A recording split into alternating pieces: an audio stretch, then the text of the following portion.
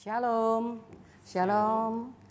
Baik pemirsa, terima kasih Tuhan. Hari ini kita bertemu kembali dalam program siaran rohani agama Kristen bersama TVRI Stasiun Kalimantan Selatan. Hari ini kita akan bersama Gereja Kristen Protestan Simalungun yang digembalakan oleh Bapak Ebenezer Girsang, Sarjana Teologia, bersama Ibu Ketua Majelis Ibu Sinaga.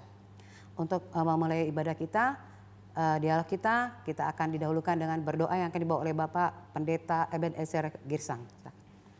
Baik, mari kita satukan hati kita bersatu dalam doa. Allah Bapa yang bertata dalam kerajaan surga, terima kasih Tuhan buat segala penyertaan Tuhan dalam hidup kami, membuat kami masih memiliki kesempatan untuk hidup dalam firman Tuhan. Biarlah Bapa melalui perjumpaan kami dalam acara siraman rohani agama Kristen, biarlah ini menjadi sarana kemuliaan Tuhan dan membuat kami semakin mengenal Tuhan dengan apa yang Tuhan kehendaki kami lakukan dalam kehidupan kami. Kami mulai acara kami ini Tuhan, mulai awal, pertengahan hingga akhirnya. Di dalam nama Yesus kami telah berdoa. Amin. Amin. Baiklah, hari ini kita akan berdiskusi dialog tentang teologia, struktur gereja GKPS. Hari ini temanya persekutuan dan pelayanan yang berdampak. Pembacaan ayat kita akan dengarkan dari Kolose 1 ayat 10. Silakan. Kolose 1 ayat 10. Sehingga hidupmu layak di hadapannya serta berkenan kepadanya dalam segala hal, dan kamu memberi buah dalam segala pekerjaan yang baik dan bertumbuh dalam pengetahuan yang benar tentang Allah. Baik, demikianlah tadi pembacaan firman dari Kolose 1 ayat 10.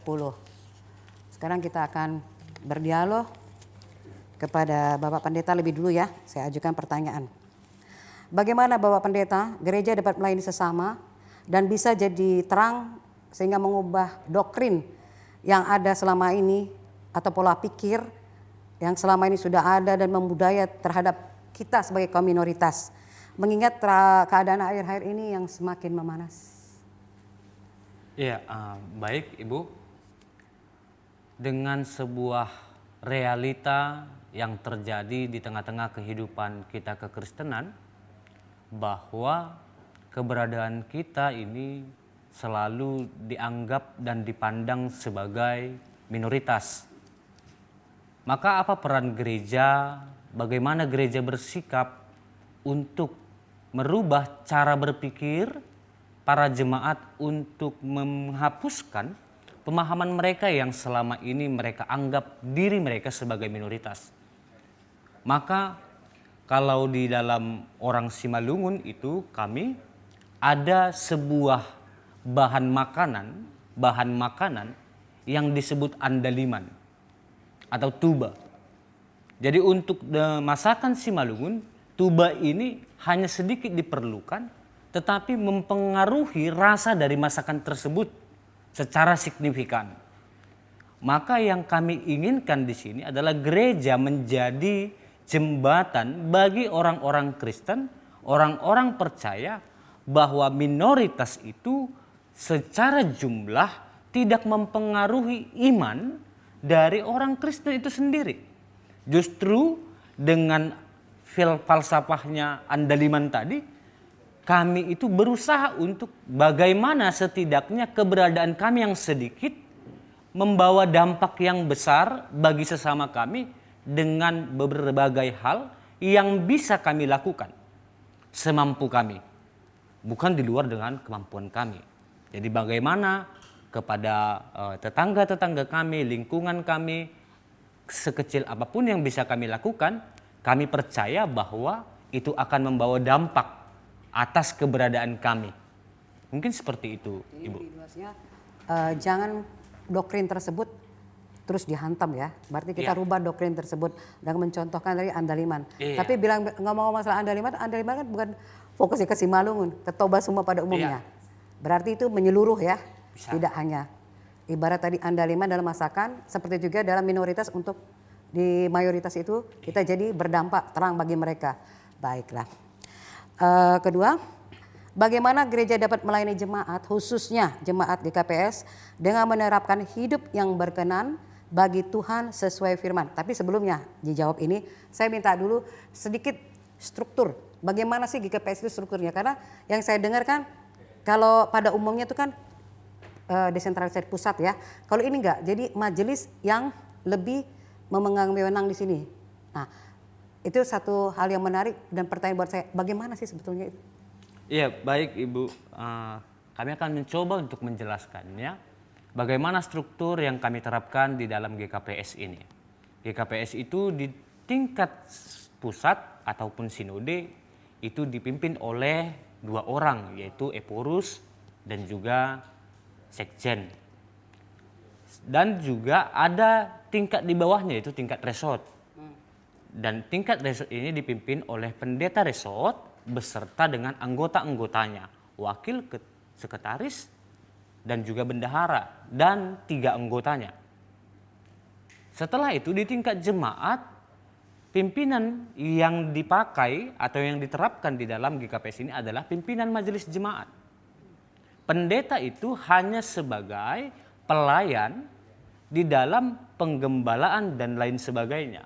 Tetapi sebagai ketua ataupun pimpinan, kita memakai sistem pimpinan majelis jemaat.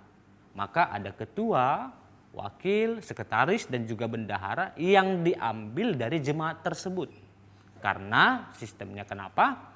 Karena kami para pendeta yang melayani di GKPS itu selalu memiliki rotasi, perputaran tempat pelayanan. Jadi bisa saja pindah ke tempat yang lain, maka dibutuhkanlah pimpinan yang ada di jemaat itu yang menetap supaya tidak membuat struktur itu menjadi lebih rumit. Berarti orang setempat ya?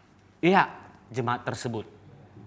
Jadi seperti yang di sebelah saya, Ibu Situa Abu Rusinaga, dialah sebagai ketua di GKPS Banjarmasin ini. Terima kasih. Oke. Sekarang berbalik ke pertanyaan kedua tadi, bagaimana gereja GKPS dapat melayani jemaat, khususnya jemaat yang ke dalam ini, yang GKPS ke dalam, dengan menerapkan hidup yang berkenan bagi Tuhan. Kemudian berikan contohnya.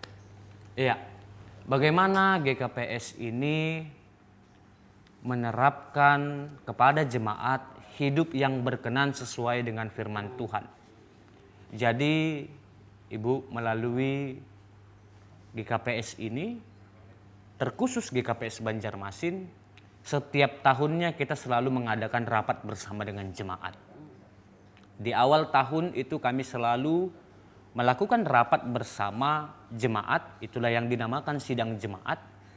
Jadi di dalam sidang jemaat ini kami bukan hanya membicarakan apa yang telah kami lakukan, tapi juga membicarakan tentang apa yang akan kami lakukan. Sehingga melalui sidang jemaat ini, jemaat ikut ambil bagian dalam mengambil sebuah keputusan untuk apa hal-hal yang akan dilaksanakan. Yang pasti hal-hal yang akan dilaksanakan ini memenuhi kriteria dari tritugas panggilan gereja. Tritugas? Tritugas panggilan gereja. Boleh jelaskan tritugas itu apa? Ya, baik. Tritugas panggilan gereja itu koinonia, diakonia, marturia, bersekutu, bersaksi, dan melayani. Dari koin yang pertama itu saya belum ngerti. Kalau apa tadi? Yang kedua Koinonia. diakonia dan marturia saya udah ngerti. Ya. Yang pertama saya belum pernah dengar. Nah, dan inilah yang menjadi tema pada kita pada hari ini, Bu. Koinonia yang artinya bersekutu. Jadi memang nilai-nilai kekristenan di GKPS ini akan semakin banyak didapatkan melalui persekutuan-persekutuan. Jadi di dalam GKPS dikenal ada 4 seksi yang menjadi wadah persekutuan itu. Kategorial. Yang pertama seksi Bapa, yang kedua seksi Inang, yang ketiga seksi Nama Poso, yang keempat seksi Sekolah Minggu. Jadi setiap seksinya ini memiliki persekutuannya masing-masing. Dan setiap seksi ini memiliki hak untuk menentukan apa-apa saja persekutuan-persekutuan yang bisa mereka bangun dan mereka bentuk. Jadi melalui persekutuan ini diharapkan setiap jemaat itu bisa mendalami firman Tuhan. Otomatis ketika seseorang hidup dan mengetahui firman Tuhan, maka akan semakin gampang, semakin mudah, dan semakin mempermudahkan mereka hidup sesuai dengan apa yang Allah kehendaki. Karena bagi kami GKPS, Bu, kunci untuk mengetahui kehendak Tuhan hanya melalui belajar firman Tuhan tersebut. Berarti ada pemuritan ya? Ada. Berapa bulan? Kalau dia kayak kami sekarang, seperti kami dalam masa untuk menjadi Nama Poso, kami itu ada kelas katekisasi yang sekarang sedang berjalan dan dilaksanakan selama rentang waktu 2 tahun. Oh, 2 tahun? Iya, 2 tahun. Biasanya katekisasi di mana-mana 1 tahun. Iya, karena begini, Bu. Supaya kesannya itu tidak terburu-buru. Memaksa ya? Iya, jadi di dalam kelas katekisasi ini murid itu tidak hanya belajar secara teori, tapi memang diberikan kesempatan bagi mereka untuk menganalisa, bahkan melakukan penelitian di tengah-tengah kehidupan jemaat berdasarkan ajaran yang telah ditentukan dan ditetapkan dalam kelas katekisasi. Oh, berarti betul-betul dia harus mengerti ya? Iya. Supaya imannya semakin kuat, dia mengerti dia beragama itu apa. Iya, Itu supaya tujuan. dasarnya kuat. Kuat ya, Iya. berakar berurat. Oke lah. Kalau saya boleh minta contoh dari pelayanan gereja terhadap jemaat, boleh berikan? Bisa, Bu. Jadi kalau di GKPS Banjarmasin pelayanan gereja terhadap jemaat nanti mungkin bisa lebih detail dijelaskan oleh Ibu Boru Sinaga. Tapi kami memberikan gambaran seperti yang kami telah coba untuk terapkan. Di sini kami mencoba untuk memperkecil skala pelayanan kepada jemaat. Jadi setiap pelayan Sintua itu mendapatkan tanggung jawab atas 4 keluarga. Jadi itu lebih mengefektifkan gereja mengetahui apa yang menjadi pergumulan dari setiap keluarga yang ada di jemaat Banjarmasin ini. Boleh tahu berapa kakak sekarang jemaat? Rintisan ini sebelum kita menuju ke depan. Oh, baik Ibu Situa Sinaga saja yang menjawab. Untuk saat ini data tahun 2024 kita ada 35 kakak. Untuk rintisan pertama ini ya? Iya.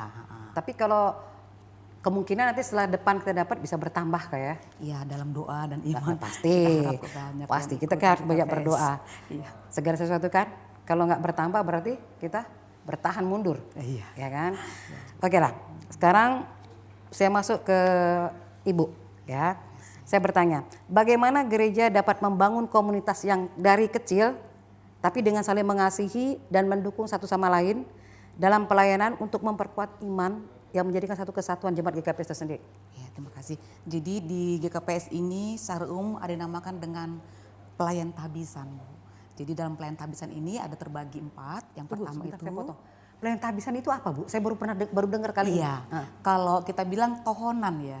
Jadi pelayan itu diberikan berkat, penumpang tangan. Oh, tumpang tangan. Iya, jadi setiap yang sudah mendapat tumpang tangan seperti pendeta, kedua ada penginjil atau Bible Pro dibilang ketika ada sintua dan samas itu kalau sudah tumpang tangan dia adalah pelayan tabisan yang diberi tumpang tangan berkat dari Tuhan gitu loh untuk melaksanakan tugasnya. Ya. Kalau Bibelfro dengan parhanger, itu saya pusing. Apa itu? Parhanger itu apa?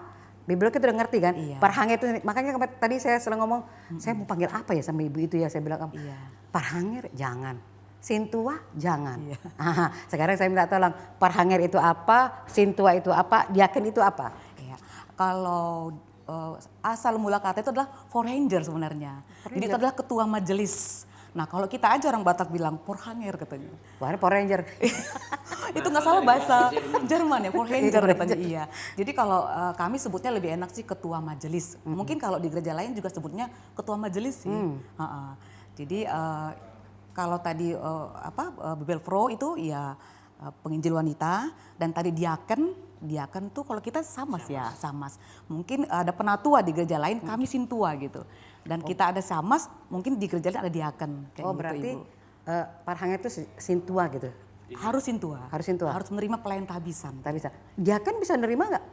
Kalau kami ya, Diaken. iya. Tapi dia kan bisa nggak melayani dengan berkat urapan kepada jemaat? Kalau urapan sih kami Pak Pendeta biasanya. Enggak, maksudnya gini. Misalkan kita kan pelayanan luas ya. Contohlah satu orang sakit. Nah, kalau dia mau perjamuan, misalkan kalau misalnya udah menjelang deket-deket, Ya, itu kan kita harus, misal dia minta perjamuan. Nah, itu yang boleh mengadakan itu hanya diaken, sintua, atau harus pendeta? Harus pendeta Ibu. Oh, pendeta ya? Iya.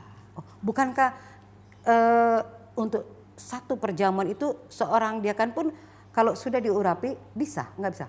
Kalau dia kan Bu, secara aturan, kalau memang tidak ada lagi pilihan, iya. tidak Baru ada boleh. lagi pilihan, mereka bisa melakukannya. Tetapi yang sudah ditabiskan, jadi yang sudah ditabiskan itu mampu atau bisa melakukan perjamuan kudus dalam tanda kutip bagi yang keadaan sakit seperti yang kita katakan tadi.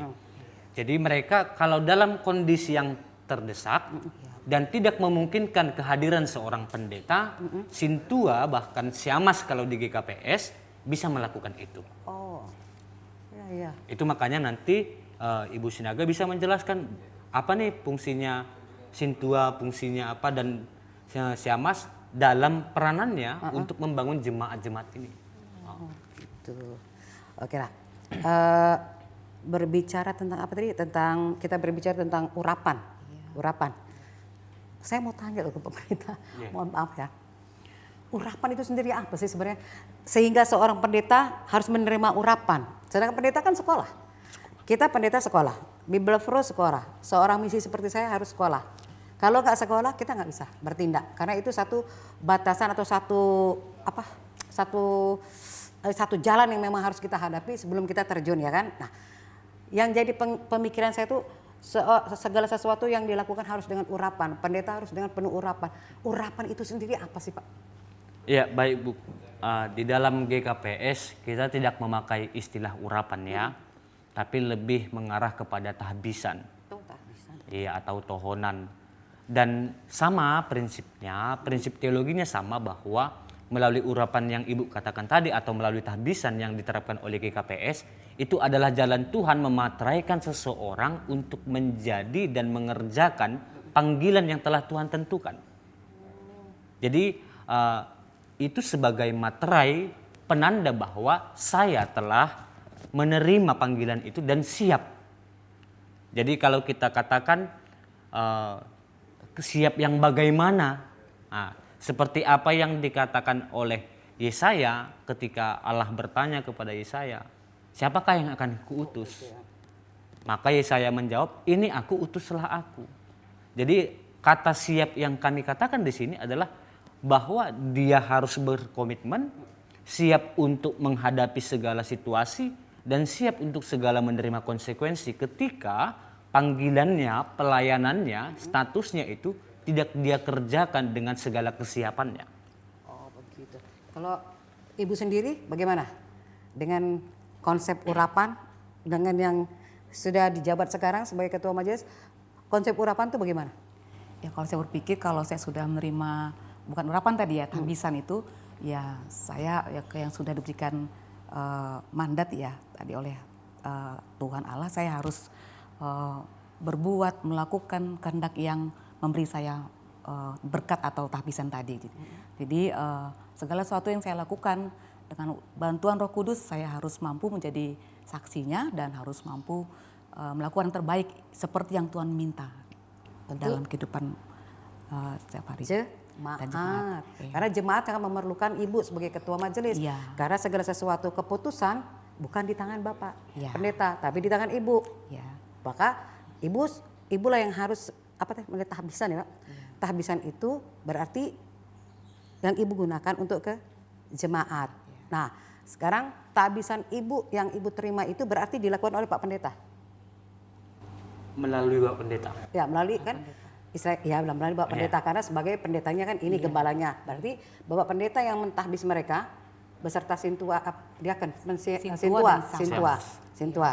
Sekarang fungsi dari Parhanger sintua itu apa? Tolong jelaskan. Baik, mungkin kami lanjutkan tadi ya, kalau pendeta dan penginjil wanita itu full timer kami sebut. Dan kami dari jemaat tadi ada sintua dan samas. Nah, sintua punya ya mungkin fokus tupoksi sendiri dan samas punya fokus tupoksi sendiri. Dan sebagai sintua ya kami selain dan samas juga selain memberitakan firman Tuhan, juga kami memberi tanggung jawab untuk membina jemaat kami.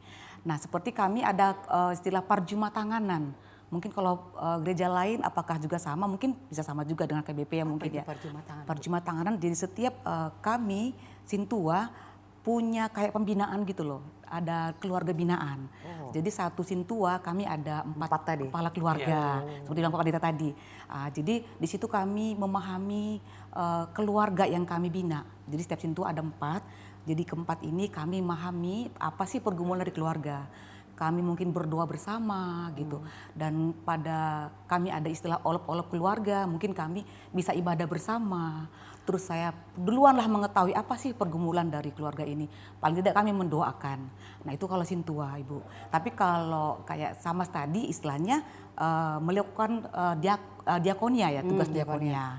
Dia lebih berfokus kepada bagaimana mendampingi keluarga dalam mungkin semangat untuk memberikan semangat kepada keluarga itu untuk mungkin dalam memperhatikan kesehatannya, bagaimana ekonominya, mungkin bagaimana dengan didik anak-anaknya, seperti itu.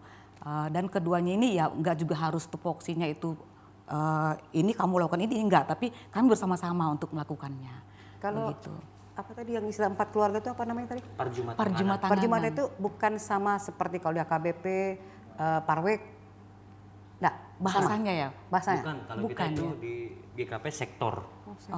Jadi lebih besar lingkupnya. Iya, itu lebih sektor kecil lebih ya? besar. Ini lebih kecil lagi. Justru lebih kecil Ibu. Kita kalau 4 kakak kan lebih kita bisa memperhatikan. Anda sakit kah? Ibu sakit kah? Bapak lama ya nggak pergi ke gereja? Tapi tetap jadwal? Kita sih mungkin akan mengatur jadwal Pak ya. Sementara belum ya. Tapi hanya memperhatikan lah gitu masing-masing. Terus bagaimana kalau diakonia seperti gereja lain ya? Kita lihat ya, maksudnya bukan menjadi satu tolak ukur, bukan maksudnya. Apakah ada diakonia selain dari yang tadi seperti misalnya kita melihat binaan kita warga kita yang masuk yang sedang kena problem di penjara, yang di rumah sakit, bagaimana itu? Iya, kalau kita ada istilah kunjungan juga ke orang yang sakit, jemaat yang sakit, selalu kita kunjungi Ibu ke rumah sakit. Terus kemudian kalau di penjara, ya pernah. Jadi kan nggak juga selalu ada ya Bu, tapi dulu pernah. Tetap ada juga. Nanti saya bikin. Paling kita berdoa sih kepada jalurnya. Seperti itu Ibu ya. Oke lah kalau gitu. Ya. Baiklah, sekarang saya mau tanya satu kali lagi. Apa yang dapat Ibu sebagai ketua majelis lakukan untuk meningkatkan pelayanan kepada generasi muda? Ini generasi muda tadi yang membawa lagu yang untuk nanti terakhir Bu, mulai dari sekolah minggu ya, Naposo atau pemuda, terutama menghadapi canggihnya globalisasi ya kan sekarang ini yang pegang HP terus, nggak ada kepedulian orang tua. Kemudian apa yang supaya mereka nggak melenceng? Untuk tadi kita potong dulu Ibu, kita akan dengarkan satu pujian dari vokal grup Bapak yang berjudul Sai Barupat Si Dalan Muna.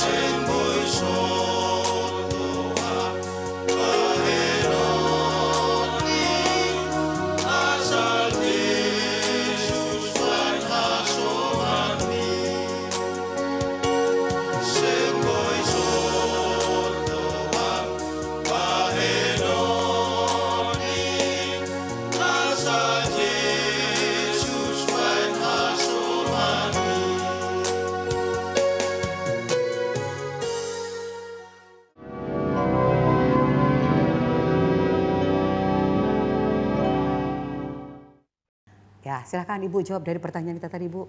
Ya, seperti yang dikatakan Pak Pendeta tadi bahwa dari GKPS ini ada 4 seksi, ya Bapak, Inang, Anak Poso sama sekolah minggu. Jadi kami juga fokus kepada pelayanan pemuda atau Anak Poso dan juga sekolah minggu.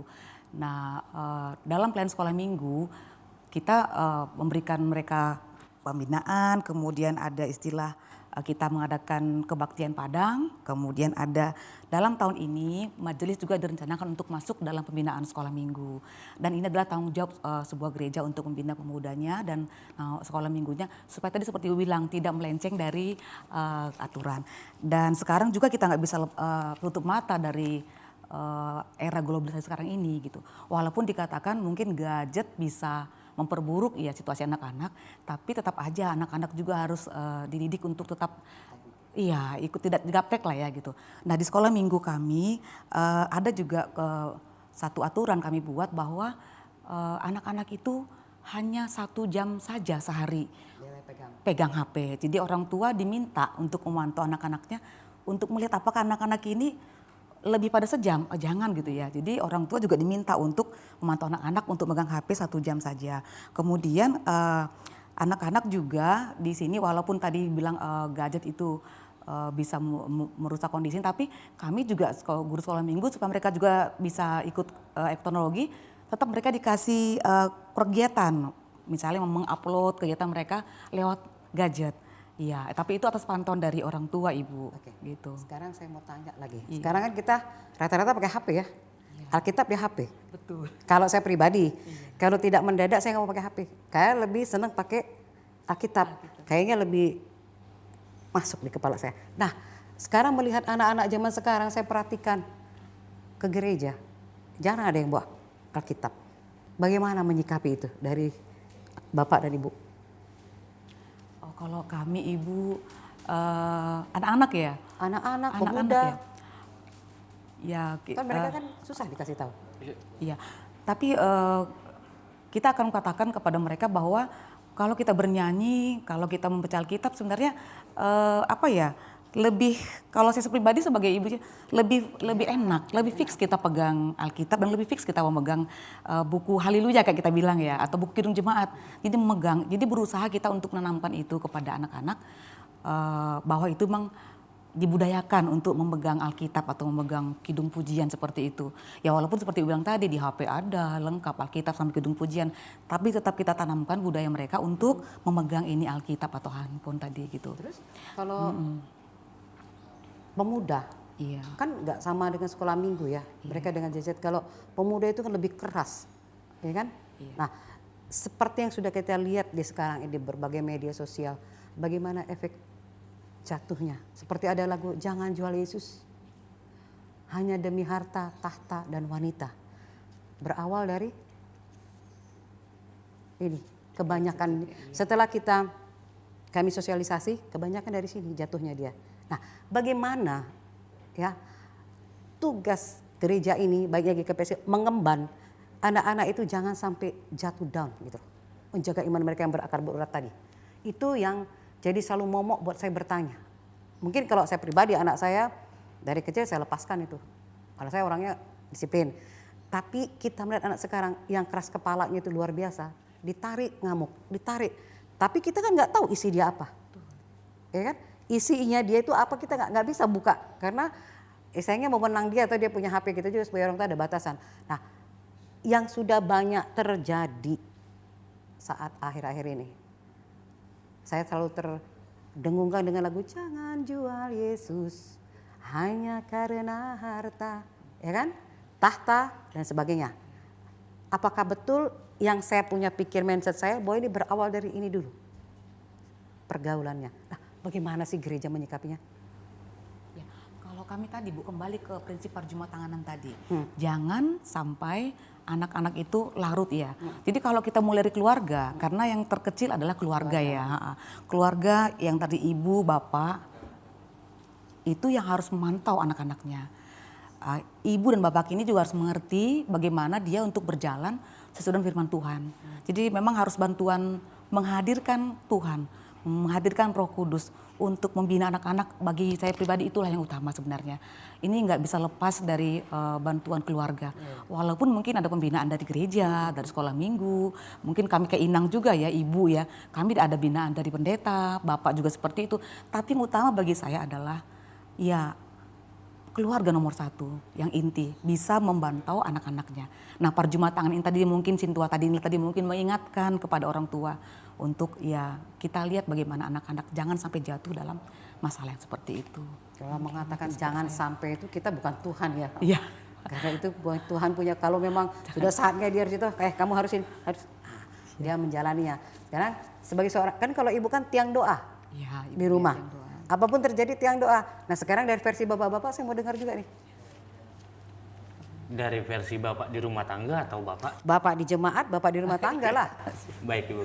Nah, jadi kalau saya pribadi yang nama Poso kita kenal, pemuda kita kenal, bahwa saya memang orang yang santai.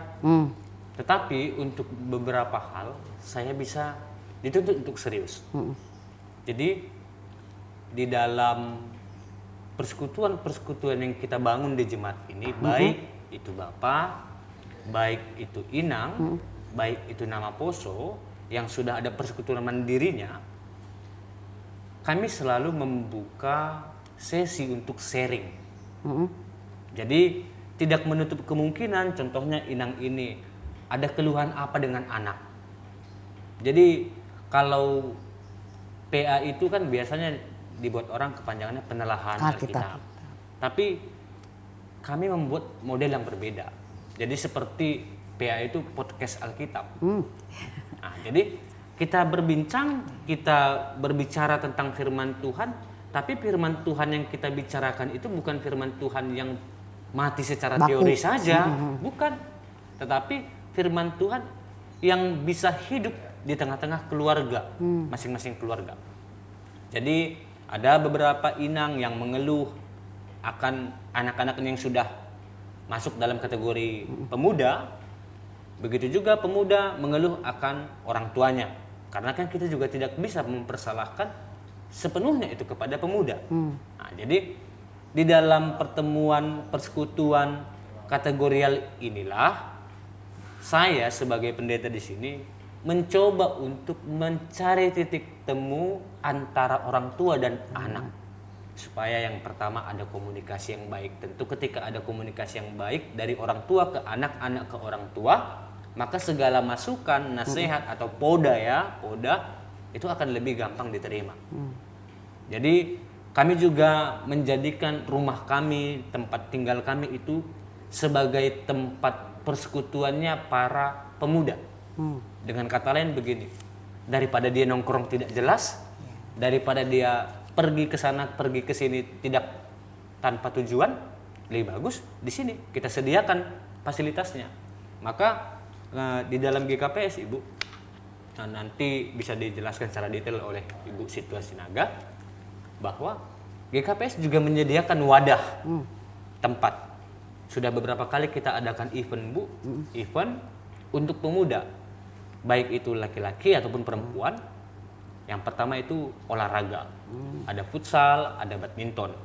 Yang kedua itu untuk teknologi sendiri, kami juga sudah pernah buat turnamen e-sport. Jadi game online itu kami adakan turnamen. Alkitab ya? Iya. Dengan beberapa gereja yang terlibat di dalamnya. Iya, jadi sudah pernah Ibu. Jadi kami juga tidak menutup mata ataupun membiarkan pemuda-pemuda itu hobinya itu hanya menjadi hobi yang buat asik sendiri. Tetapi melalui itu mereka juga tahu bahwa teknologi ini juga diciptakan oleh Tuhan melalui manusia untuk bukan hanya untuk memuaskan hasrat manusianya, tetapi untuk kerangka dalam memuliakan nama Tuhan. Jadi mungkin Ibu Sintua Sinaga bisa menjelaskan apa yang kita adakan di tengah-tengah nama Poso, Ibu. Iya, mungkin sekolah minggu dulu ya Pak. Sekolah minggu kita sudah, ya puji Tuhan ada rezeki Bu ya, kita bisa menyiapkan TV yang mungkin lumayan besar untuk mereka menonton ya. Dan mungkin firman yang disampaikan bisa lewat tadi YouTube visual atau apa ya, dia visual supaya nggak bosan juga ya Bu. Kalau mungkin ngomong gini aja bisa membosan. Jadi itu kami siapkan. Dan untuk pemuda kayak bilang Pak Pendeta tadi, benar turnamen sudah kami buat dulu pernah gitu. Kita siapkan juga wifi lah yang sedikit bagus ya supaya mereka lancar seperti itu. Dan tadi seperti bilang tadi supaya nggak kemana-mana dia jalan-jalan, baik di sini aja dia nongkrongnya sesama teman yang ada di pemuda ya mungkin sambil bertumbuh bersama, mungkin ada bimbingan juga dari orang tua dan juga mungkin majelis di sini. Itulah seperti yang nggak bisa lakukan. Saya mau tanya dulu nih, berdua lah ya jawab ya kan ini gereja. Saya bilang ini gereja ya, karena gereja bentuknya gini. Iya. Saya dengar akan ke depan di seberang, ya kan? Nah, apa sih visi kalian, visi gereja ini atau visi dari masing-masing lah? Atau jemaat punya visi sendiri toh? Ya kita nggak tahu visi mereka apa kan? Apa tujuan mereka? Tapi yang jelas dari kerinduan kita untuk menjadikan satu tempat ibadah yang lebih layak lah ya. Kalau di mata Tuhan ya hati saya adalah gereja saya, ya kan? Nah, yang saya mau dengar tuh visi, misi, mungkin visi Amang, visi Inang, dari gereja sendiri, dari jemaat sendiri, apa yang sudah diakumulasi untuk bisa mewujudkan hal tersebut. Karena saya ya secara orang dari luar ya, bukan jemaat sini, hati saya sudah terketuk. Roh saya bilang, kerahkan mereka. Jadi bela tentara engkau untuk di jemaat mereka, supaya mereka itu bisa mendapatkan apa yang sudah saya inginkan di situ tempatnya. Gantian berdua. Ya mungkin terima kasih Ibu juga yang mendoakan kami ya.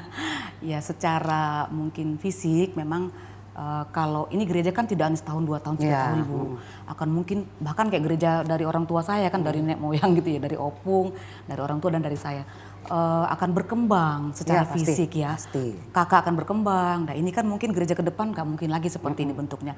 Itulah kerinduan kami Bu jemaat untuk bisa mungkin secara fisik dulu yang mengembangkan sarananya. Ya ada kerinduan untuk membuat tempat yang lebih besar lagi. Seperti bilang tadi ada melirik sesuatu yang mungkin lebih besar lagi. Tapi itu semua kami serahkan sama Tuhan lah. Kami hanya bisa berdoa dan berharap. Dan memang seperti Ibu bilang tadi, ya bukan gereja itu bangunannya ya tidak. Gereja adalah orangnya. Tapi tetap nggak bisa tutup mata bahwa saran juga perlu ya Ibu. Secara fisik. Dan kita juga ya tetap mendoakan apapun yang kita rindukan dalam perkembangan fisik maupun perkembangan iman yang utama juga dari warga Kuria Jemaat Banjarmasin ini. Mungkin itu yang bisa saya jelaskan. Karena iman itu kan segala sesuatu tertarik iman. Betul Ibu. Kalau dari pendeta udah bilang saya imani, maka terjadilah, ya kan? Sekarang kalau dari Bapak Pendeta sendiri bagaimana?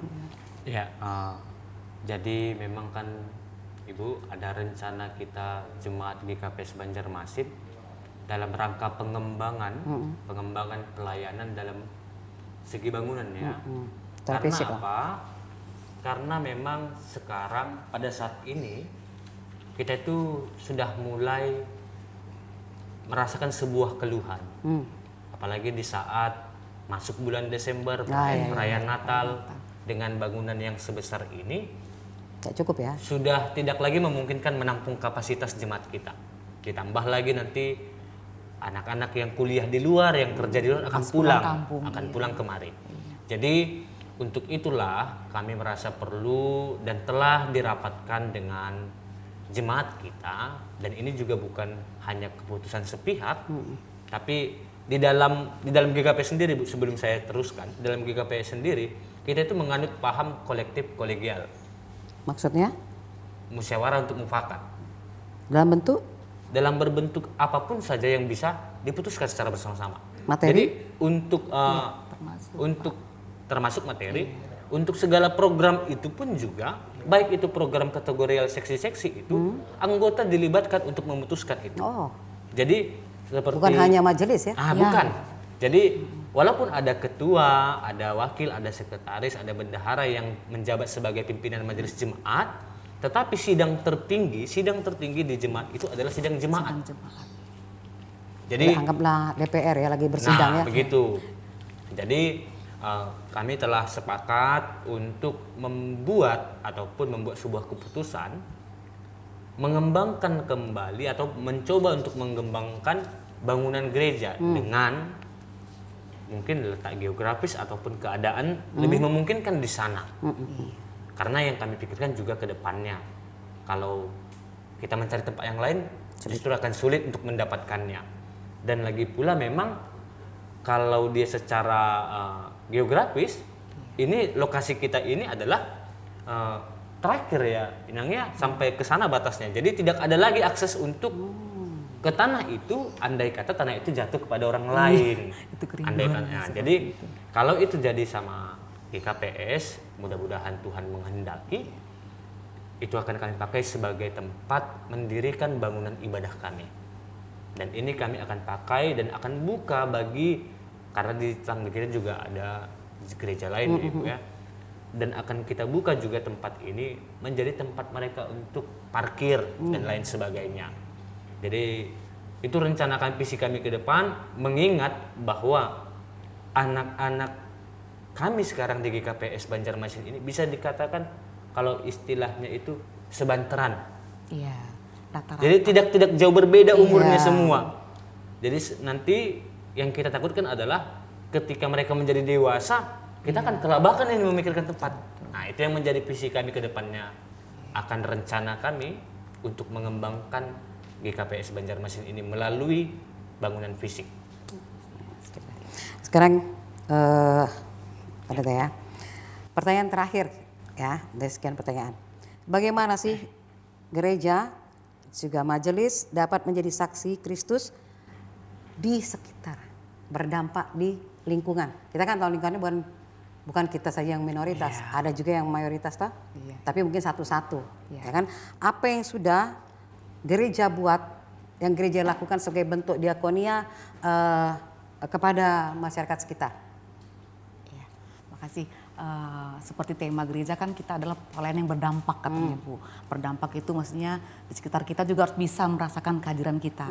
Yang pertama mungkin kita adalah sebagai pembawa damai kali ya, tidak sebagai perusuh gitu. Itu yang pertama dari sisi kita. Kemudian kemarin, mulai tahun lalu kayaknya Pak ya, ada sedikit kami memberikan empati kepada warga teman kita yang sama Muslim. Kami sedikit ikut berbagi dalam Idul Adha, itu mulai kami tahun lalu dan tahun ini juga.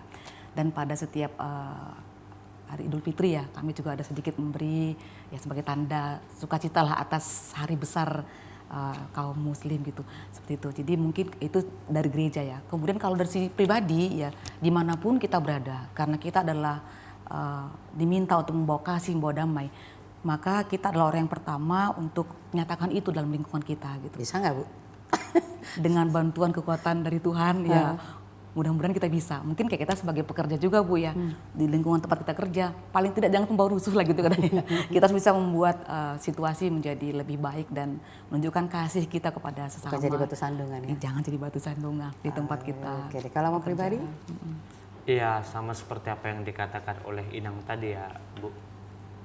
Bahkan dalam beberapa momen perayaan kita juga terlibat kepada lingkungan sekitar. Bukan hanya dalam segi kita hadir sebagai gereja saja, tapi kita juga sebagai saksi Allah akan dunia ini melalui keramahan, cara bicara, tutur kata. Kita juga bisa menjadi saksi bagi sesama kita, apalagi di lingkungan GKPS Banjarmasin ini ada juga tetangga kita yang tidak satu kepercayaan dengan kita, tidak satu iman dengan kita, tapi mereka juga bisa merasakan perhatian yang kita berikan.